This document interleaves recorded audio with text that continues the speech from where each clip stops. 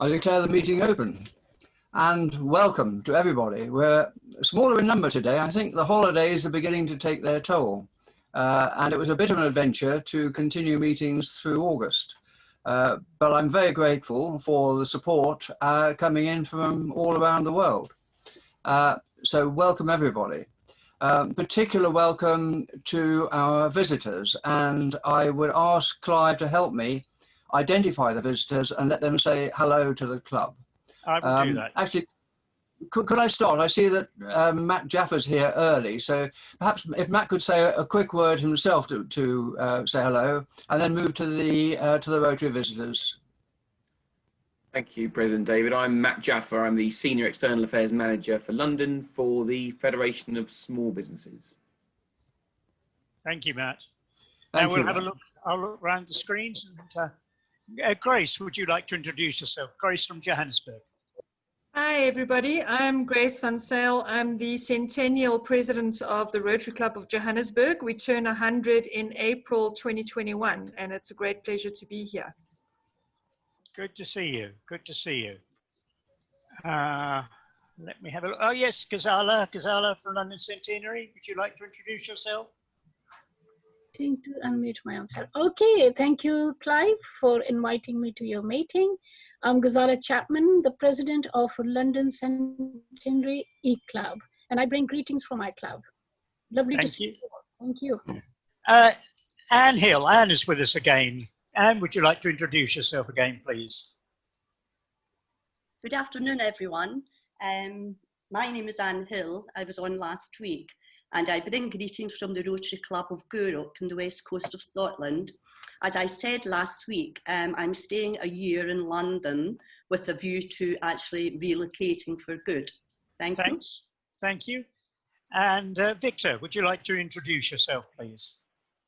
Hi everyone, I'm Victor. It's my third time, I think, attending as a guest. I've been living in London for the past 4 years and a half, and I work in information security. Thank you, Victor. And Charlene, would you like to introduce yourself, please? Okay. Hello, can you hear me now? We can, thank you. Good afternoon. I'm Charlene Duru. I'm the current president of Rotary Club of Hendon. I'm a healthcare provider, so nice to be joining you guys this afternoon. Good to see you. And Ken, you must be here somewhere. You were the first one on. Thank you, Clive. Good afternoon, everybody. I'm Assistant Governor Ken Abiodun. Greetings from my president, Alan Glanvey, and everyone from Rotary Club of Chimford. Thank you. Thank you. I'd like us to move on now to reports. If there are any chairs of committees that have a particular item to report, perhaps Hugh, you could give us a quick update on your pursuit. Okay, I sent an email out to all those last week who haven't paid the subscription. We've had positive replies to checks for payments for 8 of those, and about 7 or 8 have promised to pay.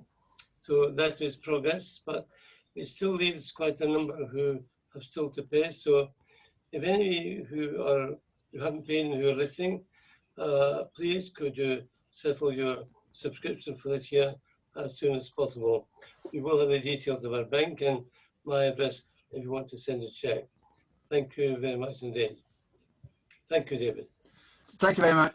Thank you very much, Hugh. Any other reports from chairs? I just have one report, courtesy of Vazi, actually. There's a fairly new member called Caroline Moore. She's just about to have knee surgery. So we just wanted to make members of the club aware that they should have her in their thoughts for a successful and speedy recovery. Good. Thank you. Thank you. Okay. Moving on, birthdays. We're covering 2 weeks here, so we have, and I'm not sure that anybody is actually on the call. Christian Heidi. I don't know. Yes or no? Not here. Not here. Roger Gawob. Not here. Roy Standen. I know he doesn't make these calls. No, he doesn't. James Innes. He's not here. Not here with us. And and Benedict Feister. No, not here. I hope they will all receive cards in due course. Now, I just wanted to do one thing before I introduce the toast to the Queen and introduce our speaker. I've been under some pressure to nominate my charity for the year, and I just wanted to confirm I have nominated the charity of the Duke of Edinburgh's award scheme. And I've done this in the knowledge that our honorary member, the Duke of Edinburgh, Prince Philip, is now in his 100th year. And we do try to support the charities supported, particularly those initiated by members of the club, honorary or otherwise. So I'm hoping that over the next year we can work towards finding hopefully 100 children who would otherwise not be likely to enter the award scheme to join the scheme and to support them in that process. So this is just a heads up, if you like, that I will be looking to get the club to support us in supporting the Duke of Edinburgh's award scheme over the next year, particularly through Interact, mentoring, as well as raising funds. I'd now like to move on to introduce our speaker. Matt is and has been actually long serving now, Matt, representative of the Federation of Small Business in London. He's been involved with the putting the Federation of Small Businesses position towards, I think, probably the last 3 London mayors, and has his finger on the pulse of the problems of businesses, whether it's a market trader in Soho or a plumber in the further reaches of the city. So Matt has a very wide brief to cover, and I'm hoping he will be able to tell us what the battle has been like over the last few months, particularly with the impact of COVID on small businesses. And you don't need to mention barbers, Matt, because I know that one intimately from my own experience. Thank you. Matt, over to you. Thank you very much, David. I'm just going to say that David's very kind words there. Just to kind of set the scene and say a few things moving forward as well. Happy to take any questions afterwards. From our perspective, FSB, those who don't know you very briefly, we're the largest leading small business representative organisation. We have around about 160,000 members, and we are there to champion small businesses, micro businesses and the self-employed, but also provide benefits such as free legal advice, tax investigation protection, and a host of other benefits as well that if people are keen to look up, it's all there on the website. From our perspective, we have been front and centre lobbying the Treasury, lobbying the business department, lobbying the Mayor's office, all levels to support our members at this really awful time. And suffice to say, we've gone into this. We were coming into this, particularly in London, saying when the mayoral election was going to take place in May, that we were going to see it was a cost of doing business crisis in London, and that has been heightened, tenfold with what has been going on, and the fact that footfall and the kind of the level of support, the level of a trade for small businesses has plummeted off a cliff in the last 5 months. So we were there front and centre. We were there lobbying the Treasury, and we were the ones who were there to support the Treasury at putting in place the furloughing system, which was a huge job retention scheme that's probably seen a combined amount of funding of around 30 billion figure. But also alongside that, we were instrumental in getting the self-employment income support scheme, which is probably total around about 10 billion now when you consider more claims are going in currently. And it's really to say, without us, I don't think we would have got the magnitude or heightened that particular issue on the political agenda as it was. But there is still a problem. A lot of London businesses, a lot of self-employed people, a lot of directors have been left out of that scheme and wider schemes such as grants that have been given to small businesses. We're talking about over, maybe 1 million small businesses have received grants of 11, 12 billion pounds of grants have gone through pots of 10,000 or 25,000, whether you're in the retail, hospitality or leisure centre. And a further top up to that has been given through a discretionary fund, which has been targeted through local authorities to give to key small businesses or areas that they think are most in need of support. And this can be workspaces, it can be nurseries, any particular sector that is needed locally. And that's been very welcome.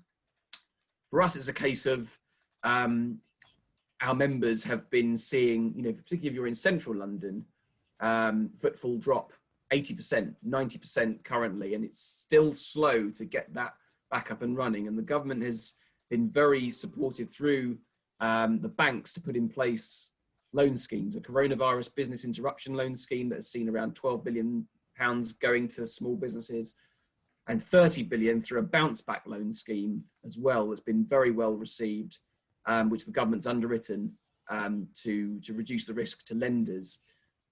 I think where we are currently is that a lot of businesses would have taken those loans, which have been lifelines to many small businesses, but a lot of businesses in London have been reluctant to take up a loan because they don't want to add more debt to their balance sheets. And this is the quandary that we're currently faced, whereby the businesses who don't want to take on that debt because they're uncertain about their future, what is there available to them to see them through this crisis, to see them through the winter and the unknown unknowns that are coming? We don't know whether or not there will be this second wave that has been seen in different parts of Europe. Will it take hold in the UK? We don't know this. A lot of it has been suggested, but we don't know if that's going to be the case as we move from October through to the winter period. So will businesses be in a position later on in the year whereby they can bounce back if they haven't taken up these loans? Are they in a position to work with their lenders or different creditors to provide them with finance that doesn't necessarily rely on debt? And we're calling in London particularly to be for financial institutions to think much more outside the box and how we can support small firms, particularly through things like venture capital, equity finance, that a small business would never have thought of. It's always been a case of loans, overdrafts, but for many businesses that just won't work at this time because they don't want to take on more debt because they're so uncertain. So we need to think in that particular area around how we finance small businesses moving forward. The other area is how supportive our landlords are to small firms, small tenants. We've got a campaign called London Landlords Listen, whereby we are asking and pleading with our landlords in London to support our tenants at this very, very difficult time. A lot of them, would have been shut for 4 months. Are they putting in place holiday schemes or deferrals that will see them through the winter, see them through to next year? Very much need to kind of find ways to kind of find the positive case studies of landlords helping small firms. Coupled with that, rents are the biggest outgoing for small firms, but also business rates are. And whilst we've welcomed a kind of a business rates holiday through next year, which is very welcome, many small businesses won't have been receiving grants. So is there any way for the government to push or support those businesses who fall outside that 51,000 threshold, we call it, of business rates? Many small firms in London, will be over the threshold.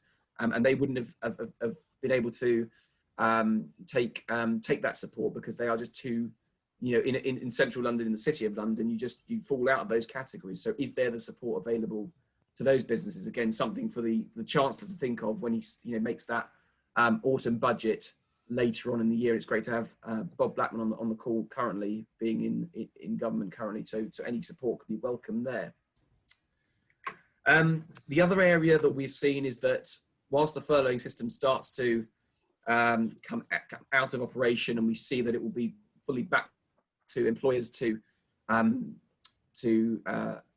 pay the full wages of staff in the coming months, many of our members, 35% of our members, are unsure they will be able to keep those employees in the business. So we are concerned that if we are faced with uncertain scenarios, that many people will be have to be made redundant, and that is, we're seeing that now. We hope that doesn't get too dramatic as we go through the months ahead, but it's, we've got to face facts that many small firms are going to have to be thinking about this and making those plans to be able to remain solvent in the future.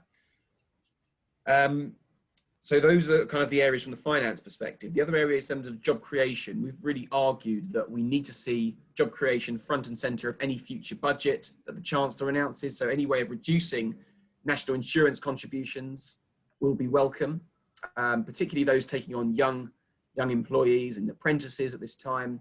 And whilst we've welcomed this kind of £2,000 support for small firms who are taking on young apprentices, we think in London, the Mayor should match fund that, and employers matching it as well, so that we see a greater figure to support small firms, because the cost of taking on staff and apprentices in London is much greater than other parts of the UK. So London does have to be recognised. We also have that kind of deadly cocktail of fewer people feeling comfortable coming onto the public transport system, which means offices aren't full, which means the cafes, the restaurants, the bars in central London and the city in particular aren't seeing that footfall they normally would.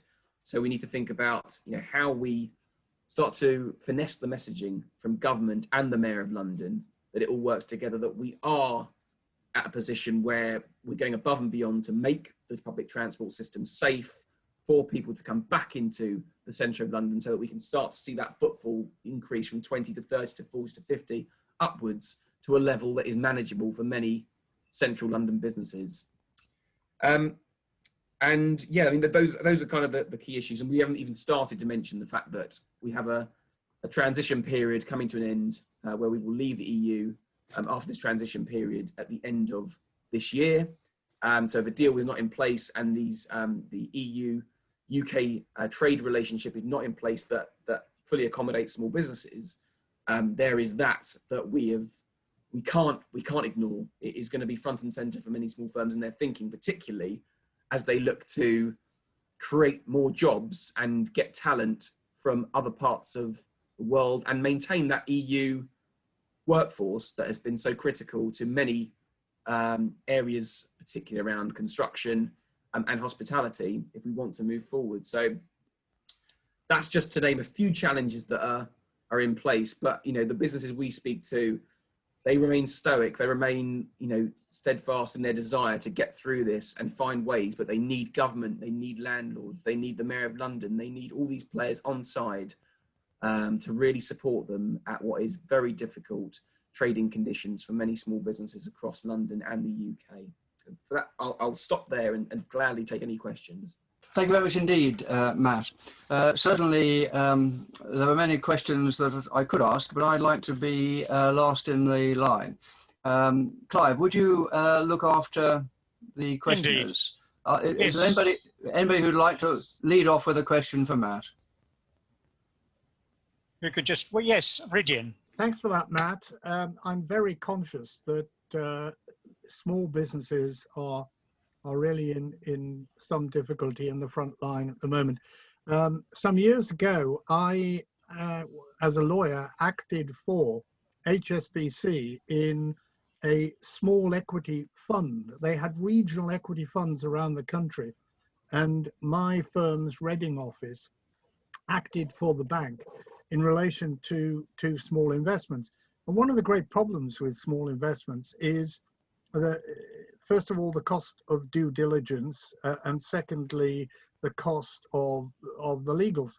And we devised, together with Grant Thornton, some very formulaic, simple methods to tackle that.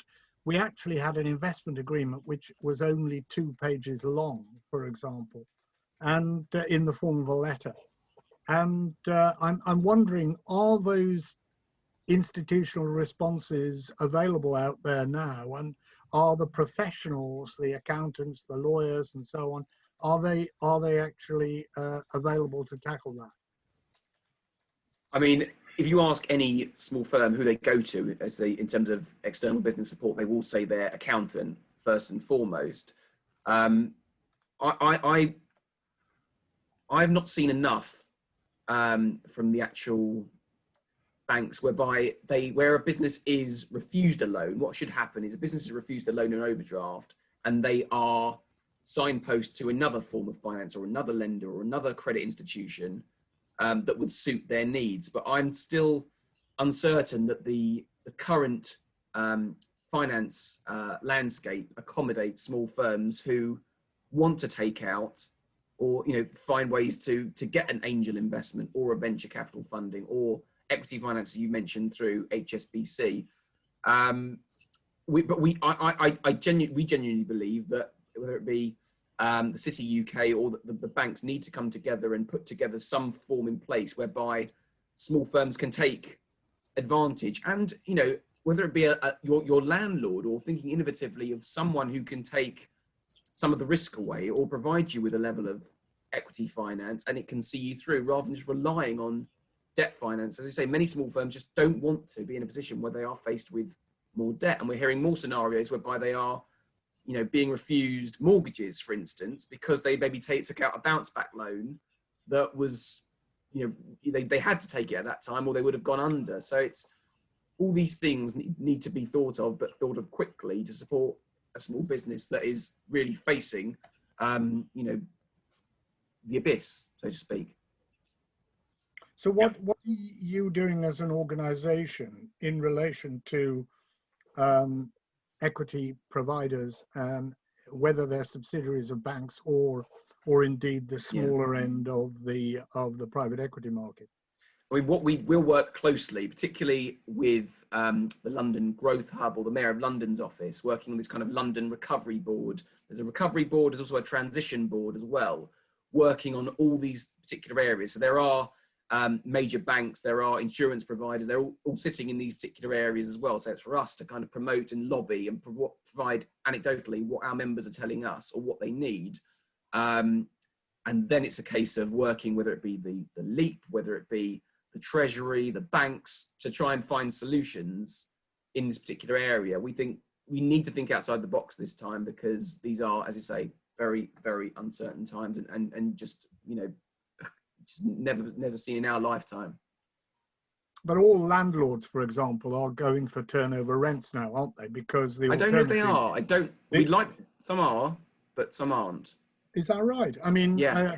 Commercial ones, I mean, perhaps private landlords won't accept it, but commercial landlords will realize that they're better off keeping the tenant going. And the best way to do that is to share the economic risk by having a turnover rent with a very low fixed rent. You would think that, and that makes perfect sense, but there's still an element of horror stories of some unscrupulous landlords who are just simply sending the letters under the door, putting in place county court judgments. So it's not all sweetness and roses. In an ideal world, you're right completely, but that's not always the case. Good. Thank you. Thank you for that. Bob Blackman. Bob, you've got a question, I believe. Yeah, certainly. Thank you, Matthew, and thank you for the name check during your contribution. One of the positions that, of course, has erupted during the pandemic is that particularly the large firms who are paying between reported £26,000 and £40,000 rent per desk unit in the city and central London have two problems. One is that obviously that level of rent means that they've got to generate enormous amounts of business. Secondly, because of the pandemic, they're now having to socially distance staff returning to the office, which means, of course, that previously they would cram people in, but now they're having to socially distance them. They've also discovered that large numbers of their staff can actually work from home quite happily and adequately. Which then has the knock-on effect of the small businesses that you support of decreased footfall, etc. I mean, we won't go through all the details. Now, one of the things that I put my hand up and say, I used to work for BT, and one of the things that we were very keen on was promoting home working, both for BT, but also for other people. But companies were always extremely reluctant to get staff to work from home, for the reason of were they really working, were they going to be as productive, etc. I mean, during the pandemic, one of the things that we've seen is that level of productivity has actually increased rather than reduced for large numbers of people. So my point here is, what planning are you doing given that large numbers of the larger firms are likely to say to their staff, you can work from home now almost in perpetuity, rather than having to commute into the centre of London, because that then has the knock-on effect, particularly on the bars, cafes, shops, etc., and footfall in central London. But it also potentially is a boon for local shopping areas and local facilities in outer London and beyond. So what advice are you giving to your members on this potentially new way of working? You've created a whole, the kind of catch-22 scenario there of everything. That's what it creates in a sense. I mean, it's never for us to kind of, make a business or a business idea. They are entrepreneurial. They will find ways to, sort of the system. But for us, there has been a showcase that home working works, and locally, independents in the 4, 5, 6 zones, such as your own constituency, will do better because people are working from home. They're going and walking to their local shop, and they're surviving and thriving. But as you mentioned, the cafe bars in central, it's these particular areas that for us, we're working with organisations like the BIDS local in central London, New West End Company, the Mayor of London's office, finding ways to start to finesse. It's got to be a case of changing the dial in terms of the messaging. It was a case of, the messaging was clear in March, in April, in May, stay at home, save lives, protect the NHS, save lives. Now it has to be the fact that if TfL are saying how public transport is very safe, we need to start demonstrating that it is safe, and it is safe for people to return. And also looking at the demographics who want to return back into central London. London and Partners in particular done a lot of research that of the 20 to 45-year-olds or 20 to 40-year-olds, they are the demographic of people who want to return and come back to central London, be it from a social perspective, being new to the office, but also having those social relations in the office is still very much a critical part and should remain a critical part of the working environment. So I think we need to somehow, we are currently at a position where we've got 20% footfall in central London. We need to start bringing those scales and tipping those scales to a point that starts to get a bit more manageable in the centre, because we need to start bringing people back into central London. Otherwise, a lot of businesses will simply go to the wall. But also, we need to find ways to also, again, another plea on this side from a lobbying perspective, the congestion charge changes that have been made doesn't help many central London business trying to do business, because it's now so expensive, even on weekends for market traders that David mentioned earlier on, having to pay extra amounts to do business in central London as well. So we need to find ways to reduce the cost of doing business on those central London firms. It's also killed the tourist trade for central London at weekends, because people that would not normally drive in will say, I'm not going to do it because I'm not going to pay £15 a day to drive into central London, which is a problem. Anyway, thank you. Thanks, Bob. I'd like to do a follow-up on the question of Bob's, Matt, because one impact of home working, in fact, is always an issue for small businesses working from home, that they tended to be a bit shy on announcing to the authorities they were doing that, because you have business rates, collection, waste collection, and other elements to it that tend to get ignored. Now, my daughter's working from home, and she gets an allowance each month for electricity that she consumes, about £20 or something, from her large business.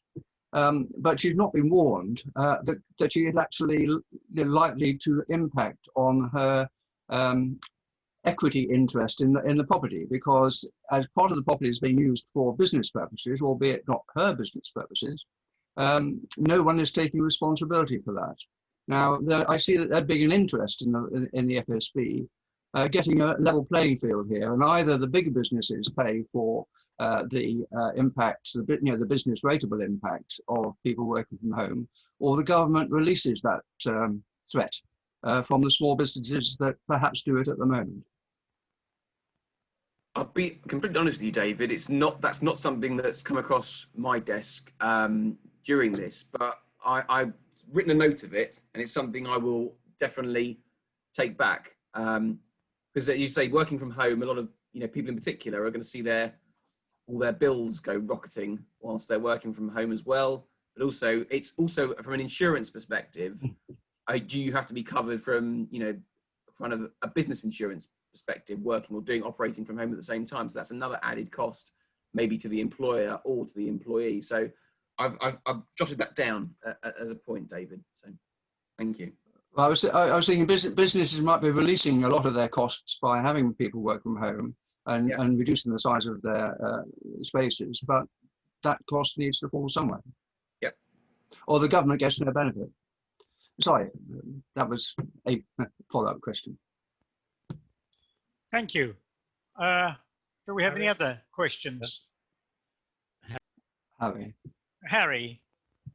Mute. I've been listening to everything you said, and I used to be extensively involved in retail trade in London near Marble Arch, so I know all the difficulties and understand the situations. You mentioned that you had been in touch with, you had been having talks with the Mayor of London. He would have no excuse if he was really pushed on allowing electric cars and possibly hybrid cars, but definitely electric cars, to come in to London without charge at any time they wanted. I mean, they'd obviously have to pay to park, but there should be an effort put on that to make it open to London, and that would encourage people who've got electric cars to bring them into London. It does fit very much with his agenda in terms of reducing carbon emissions, but also NOx and other harmful emissions into central London, which is what has gone down whilst this lockdown's been in place. But you're right. We've kind of argued that for us, you know, at this time where finances are tight, we weren't asking for no congestion charge. We were just saying, let's keep the current level and the current dates rather than adding an extra £3.50 plus an extra Saturday and Sunday to the plight of a business as well. So, but it's a fair point, Harry, and it goes with bring electric cars in any time. Push for it, and that will make a difference. Yep. Thank you, Harry. Okay. Who else has a question? Let me just have a look at the other screen, see if anybody's waving at me. Anybody on the other screen? Nikki Stone. Yeah, Nikki Stone. Yes, I have a nephew and he works for a huge conglomerate in Ireland, and he was told, since everybody's working so successfully from home, that they got rid of the building and that they're just going to have to now like it and lump it and just carry on working from home, which he hates. He's got 2 young children and there really isn't a lot of room as well. So really it's a fait accompli for a lot of employees as well who wish to remain employed. What are they going to do? There is no alternative. They're after getting rid of the buildings and they're just telling them you're going to be working from home, period. And that's the thing. The contracts change. You know, originally it was an office-based job, now it becomes a home-based job. But it's a case of what do you do, and it's either a case of your nephew having to, you know, quit the job, find something else, or it sounds awful to say, but you just have to lump it, and there's nothing else you can do really. Yes. But you've obviously seen a lot of that as well in the city. Yeah, and it's going to be a lot more. It's going to be a lot more of that. Which means a lot of empty buildings could be transferred over into homes. And there's the rub. A lot of this issue of permitted development rights enabling office space or retail space to be converted to homes very easily. And once they're gone to homes, that's it. So it won't be a place of business anymore. It'll be purely a domestic and residential living. But that has knock-on effects all of a sudden because you, as you say, you don't have the footfall of the people working in the offices who want to spend at lunchtime or after work. And you lose an element of the kind of local ecology of the area, and that's the ecosystem suffers. Thank you. President Grace, I believe you wanted to ask a question. Yes, Your hand thank is you up. very much. Can you hear me? Yes, we can. Thank you. So in South Africa, the situation is very similar to everywhere in the world. I think we just have compounded problems where we've been in lockdown since the 27th of March, and our lockdown has eased off slightly at the beginning of last week. So that has impacted a lot of the small businesses, and it's quite devastating to see how many of them have actually gone out of business. We've had a loss of jobs. 1 in every 5 people have lost their jobs here. A lot of franchises have actually closed down. So it's really, really devastating. And there's no quick fix to that. But what I've experienced here in South Africa, you know, people working from home, and they're saying, well, COVID, because of COVID, we're working from home. We only come into the office once a week or once every second week. I found that a lot of businesses and employees as such use COVID as an excuse not to actually deliver service. And I think that is an employer, it's a big problem for employers. So yes, now we've got all our people working from home, and we have to trust that they do their job from home, and we provide the technology for them to actually do that. But there's a lot of, what I'm finding in South Africa, a lot of there isn't that commitment to give that service. So it's so easy to opt out and say, well, I didn't get to that because we're in lockdown and because of COVID, and you know, we can't do anything. Are you experiencing that kind of behavior in the UK? I mean, the experience I've had for all the people I've spoken to is that employees have gone above and beyond to support the employer. I think there's been quite a lot of kinship on both sides of, but a lot of employers have not wanted to make staff furloughed, but they've had to, so had no alternatives. They haven't had the staff, so they had to do a lot of it on their own. So that's proved difficult. I think for us, it's a case of a lot of employers are telling us, particularly in central London, that their staff, whilst they're going to feel confident or safe when they get to the place of business, it's the getting from A to B and B back to A again on the public transport system that is scaring employees, and they don't want to return to the business because of that factor. So it's the public transport fear that's the problem we're trying to get over amongst staff in London. Thank you. Do we have any other questions? Yes, David. Yeah, President David. Clive, I said I'd have a lot of questions, but I said I'd have a lot of questions, but maybe this is a sort of terminal one.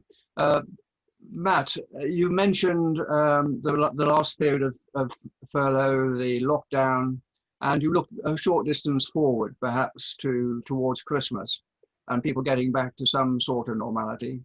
But if you step back, in reality, how much damage will this do? I do not think it will reduce the number of small businesses in London, though I think in the short term, the FSB, as many other organisations, will lose members. But there's going to be some time before we actually get to any form of recovery. How bad are things, and when do you think we can see, if we called it 100% in March, when will we be back to 100%? In your optimistic and pessimistic views. My optimistic, pessimistic view. I mean, the fear is that, you know, we won't see the real problems until September, October time. And you know, once you know the kind of the land again, the next quarterly rents are due, but also once the furloughs, it's very hard to tell until the furlough system is completely removed from the ability of businesses. It's very difficult to make an assessment. And again, a lot of it is, you know, deemed to the fact if we have that smooth, you know, kind of bumping along level of infections, and the NHS can cope, then it will be targeted local lockdowns that we'll see, but we won't see that huge second wave. And I think if there isn't that huge second wave, and you can get through to November, December, as all of a sudden confidence starts to come back, and there's the view that time is on our side with hopefully a vaccine or some element of managing the system into the start of the new year, then hopefully you'll see some increase or the turn of 2021. But again, it's a lot of uncertain ifs, what if, you know, whens, and you know, I would hate to be a kind of a speculator or work in the Treasury or making those kind of assumptions based on the science and how much of the economy you lift. I'm just hoping, I'm I'm just hoping to get my children back to school on the 3rd of September to start with. That'll be a positive. I think many people in the call say the same kind of thing. But yeah, I mean, it's guesswork. But I hasten to think that the rest of this year is going to be very, very difficult for a lot of businesses. You've got a lot of members. It's Harry again. Why don't you do a big PR campaign? Show all the wonderful things that people were enjoying in London, and you need to entice people back. Yeah, Throw something at them. Yeah, and the thing is, you've got Visit England, London and Partners, the Mayor's Office. You've got everyone, New West End Company, everyone trying to get into that sphere. For us, we've taken a view that we are partnering with these organisations, but if we added another layer, all of a sudden it becomes very disjointed. We're trying to work as targeted as we can to give the kind of message that London is open, but it's got to be done in conjunction with the Mayor's Office and the government, giving that clear signal that public transport is safe if it's done safely and people follow the rules. It's just we haven't quite got to that stage where both parties have got that clear message. Thank you. Yes, Petra.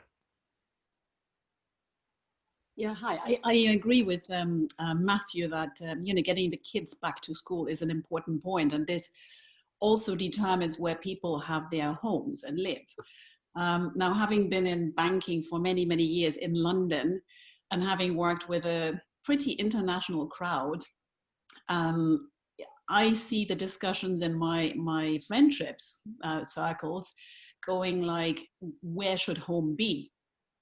Home used to be in Wimbledon or Ealing with a commute to the city. But if working from home also includes working from Rome or Barcelona, where people are originally from, the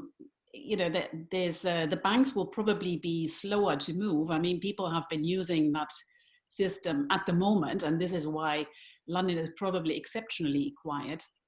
But I also work with, in my new career, I work with venture firms who are fast to create new arrangements with their employees where they say, you can work from wherever you want. You have to be available online during the hours of noon to 5 for team meetings. Whether you're in Edinburgh or in Denmark, we don't care. And there will be 2 days where you have to be in London for team meetings. And likewise, there is friends, who have been commuting from Birmingham to London who are now saying, now I can finally stay with my family. So it could really be a paradigm shift. I mean, is that what you hear from your members as well, Matthew? I mean, do they play with that aspect? I think so. Yeah.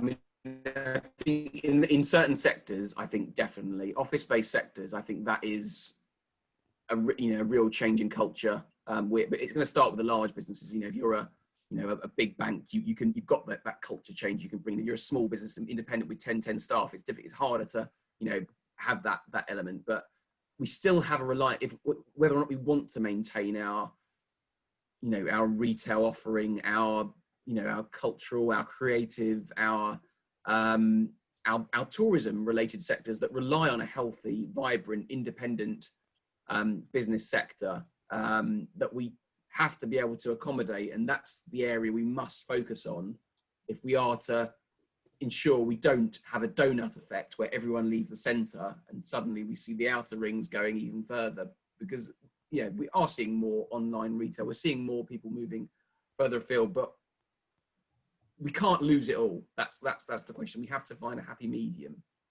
Yeah, tourism is for sure important. Yeah. And, to Harry's point earlier, I do think that even now, electric vehicles which are fully electric are already exempt from the ULEZ and the congestion charge. You're not paying anything. But that's not for hybrid cars, but fully electric cars can go free of cost in London today. That doesn't require any changes. Yeah. I think, and there's a diesel scrappage scheme that's in place still for small firms that's going to come up. Won't be able to apply for it after this Friday. So if anyone knows businesses who want to take part in a diesel scrappage scheme to get £7,000, they need to apply by this Friday, just in case anyone is keen in that area. Thank you. I'm going to Ridian and then to Ghazala. Ridian, if you'd like to But Matt, I think there's a generational issue here. I mean, Petra was talking about the paradigm shift. My daughter, who's 42, works in financial PR for fintech companies and works all over the world.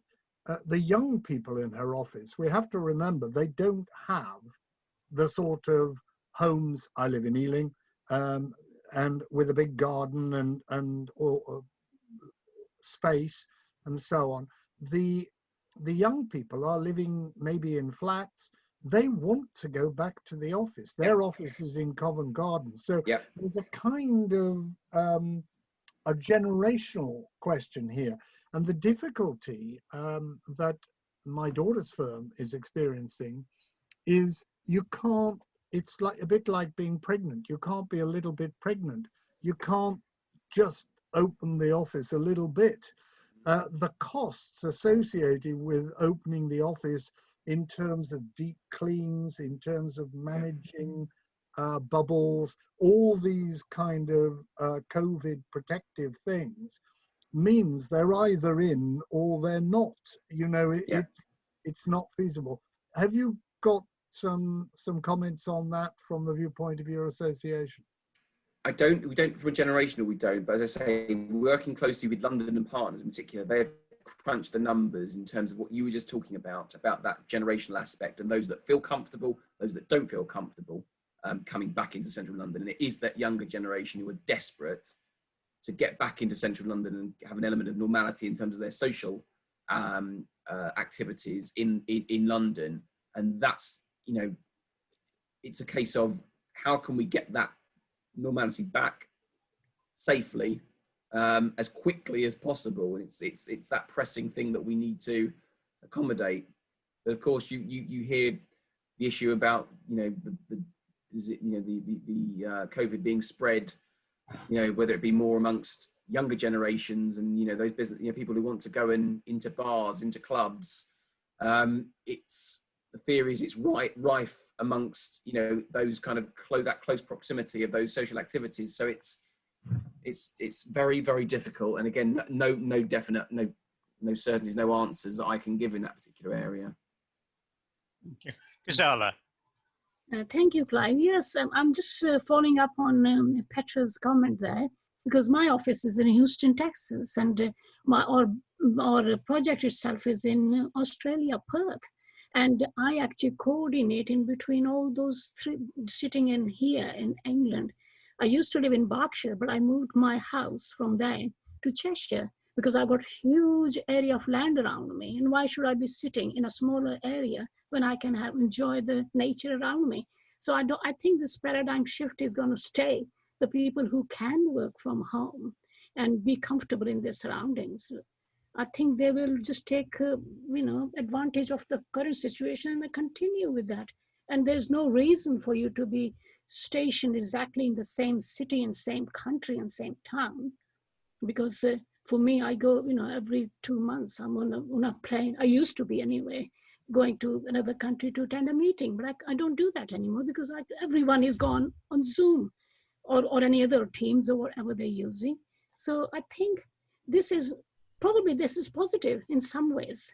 Okay, we are missing out on social, interaction with each other, but then we are at the same time benefiting, meeting people all across the world. I wouldn't be here sitting down and coming down. This is my lunch break and I'm quite happy to join you all in. So there are positives to it. So I'm looking to a brighter side of it. Thank you. Yeah, I mean, one thing to mention for my financial services sector, there have been in the last 10 years after the global financial crisis, there have been billions and billions poured into compliance officers and making sure that people don't talk. Now you have someone who works for Goldman Sachs sitting next to someone at home who works for Morgan Stanley. I mean, compliance is a complete disaster. And, the banks are probably grappling with how to manage that. So there is certainly some positive forces that bring people back into the office. But but you know, it's expensive to employ people in central London, and the employers are all very keen to build some satellite offices. In Germany, they are already now at this point entering the satellite systems where they say, look, you know, like for me, I wouldn't have gone to Canary Wharf. I could have gone to the local office in Hammersmith. It takes me 20 minutes. And you can have your team meetings there, and you can, you know, log into a secure Zoom meeting with your colleagues from there. So it's just changing, you know. I mean, people will leave and others will come. It's going to pan out fine, but the kind of, maybe this kind of reliable business that everyone in the city had to eat, that's maybe a problem. So the businesses might have to be a bit more mobile, and to Radiant's point, move towards, you know, the outskirts, you know, to the donut, where people have their homes then, but the homes are shifting too. Thank you. Do we have any other questions? Yes, Hugh.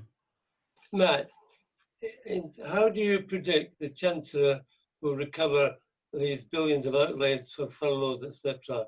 Might be important to small businesses if they're creating budgets for the next year or 2 years as to what tax they should apply to these budgets. What do you predict as to how he'll recover all these enormous outlays? So in terms of outlay of how will the Chancellor furlough? Yeah, is the Chancellor going to raise taxes to recover all these costs? Yeah, I mean, I would be surprised if, particularly if the Chancellor announced at the autumn budget, an element of, you know, big tax increases on small firms. I would thought, if I was kind of betting person, he would go down the route in terms of the kind of the more online sales tax approach, in terms of the Amazons of this world, the kind of those particular areas that maybe flourished throughout the crisis. But you know, I think it would be foolish to try and attack the businesses, the small businesses, in an autumn budget, because, you know, put quite simply, they are you know, right up against it, and you need to find ways. It's an element of, it's got to be the element of job creation at this time. You've got to use the tax system through creating jobs, and whether that be through reductions in national insurance contributions, reductions in taking on another member of staff through the apprenticeship systems, those incentives that are needed continuously to get small businesses retaining, creating jobs is going to be critical, rather than putting in you know, swinging tax increases. You know, the Treasury might be clever if they wrote to every business in London or any other centres, I'm talking about city type of businesses, and send them a questionnaire asking for details of all their staff who are working from home. And then those people might find themselves subject to extra taxation, maybe from the local authorities, for using their home as a business. Because officially, if you're working from home, you're supposed to declare it. Yeah, well, yeah, it is a fact in taxation law. If you are working from home and you're using your office as a business, that part of your home, the value of that as a proportion of all your household costs is taxable. Yeah, yeah. That might bring people. So you don't. It might be. That might be. You don't. It might be. That's the thing. So it might be a kind of a. They might look to equalise the fact of the high street paying business rates, and, you know, online businesses not paying rates. They might use that as a way to, I don't know, to. I mean, that is a fact of law. Reform the whole system, maybe. It's a fact of law at the moment. If you use a room in your home, yeah. That is taxable at the moment. No, it might be a problem for small businesses planning 1-2 years ahead as to level of tax they put in those budgets. Yeah. Bit of guesswork. Hugh, I think the question of taxation depends on whether you use it exclusively.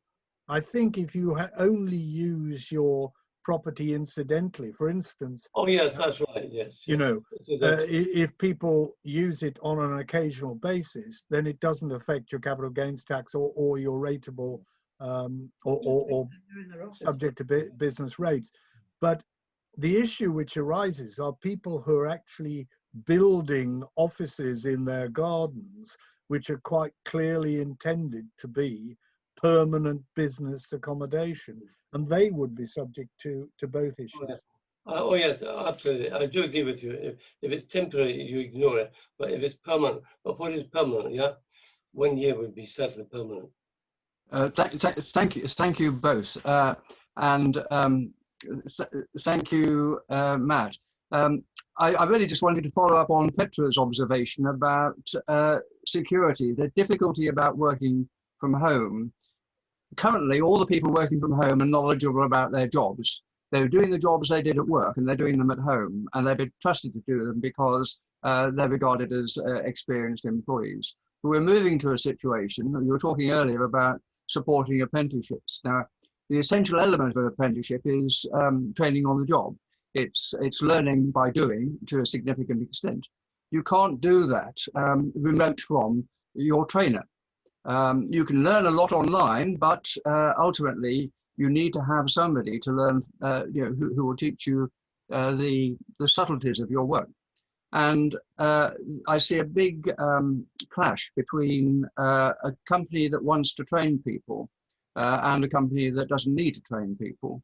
I also see a clash between a company that trains people and has younger, less experienced employees away from home because of security. We have businesses currently trying to use technology to check up on what their working from home employee does or doesn't do. And this could be taken to an extreme. It's very much Big Brother. But unless they actually can do that, they won't have the security, the management control, and the sureness of confidentiality. As we said, you could be sitting, two different dealers could be sitting next to each other, and you wouldn't necessarily know it. So there are lots of issues here. But I think moving to the next generation of employees, that is not so easily accommodated by working from home. And the small business, which tends off to be an expert and then have an apprentice to train to follow on from themselves, should be a lot more secure and promotable target. You do need that element. Yeah, no, I think you for us, it's a case of that relationship as an apprentice. If you just go in, you can't build that rapport so easily if it's all purely online. You need an element of that face-to-face to see the whites of the eyes, but to get that, close up understanding and knowledge, you can only pick up if you're there and present. And it's really tough. I think it's very hard. A lot of apprentices during this time who have been the ones who have faced the brunt of the pain of COVID and moving forward, how they move forward after this. So it's for us, it's a case of how small firms can retain, create those apprenticeship opportunities is critical. It really is. Thank you. Do we have any more? I was hypothesizing. Yeah. David. So I'd like now to ask, we were hoping Doug Wills, just confirm that Doug Wills isn't on the call. He's going to give the vote of thanks. No, he's not on. No. So I've asked Ian, our Vice President, if he will give the vote of thanks to Matt. Ian. Well, Mr. President, fellow Rotarians, guests and friends, not only had a topical issue today, but presented by a highly experienced and relevant speaker. And we're very grateful to you, Matthew, for you must be an unprecedented challenge of your time. And we're very grateful to you to having come to speak to us today. And you raised a number of issues, but living near central London, I can tell you that confidence in the public transport and the congestion charge are certainly deterrents from people travelling into London, either for business or for pleasure. And so I know you raised that. You also stimulated a lot of debate amongst our members, and I noted that certainly on two issues you're going to take those back and look into those, and so that's very useful. And we were able to discuss the changes that have occurred in these unprecedented times, how they can be managed and how it might affect the future, and how they can be, how we can all adapt in the future. So it's been a really interesting presentation. Thank you so much. and one we've really enjoyed, and as I say, has stimulated a great deal of debate and discussion. So I hope that fellow members of the Rotary Club will join with me in thanking Matthew in the normal manner. Yeah. Thank you very much indeed, thank you Vice very much. President Ian. And could I have one happy role, and that's to present you with your speaker certificate, which I will send to you digitally. One of the problems about working from home is you either communicate immediately or it takes 3 or 4 days. There is not a sort of halfway house. So thank you again. And I wish you all the very best in overcoming those challenges, because small business needs you, Matt. Thank you. Next week, we do not have a meeting. Oh, thank you. Yes, so I'm sorry. Let me first do our loyal toast. So let me ask you all to raise your glasses and do our first toast of lunchtime, which is to the Queen. Queen. Queen.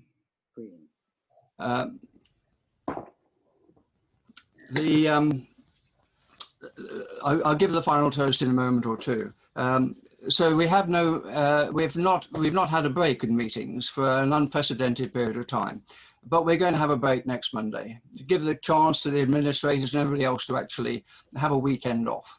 And I've been I'm really very, very grateful, particularly for the work of Ian, and followed by Julian and by Nikki, in putting together meetings so consistently, reliably and helpfully, and of course Clive, without whom, as I said last week, we would not be meeting.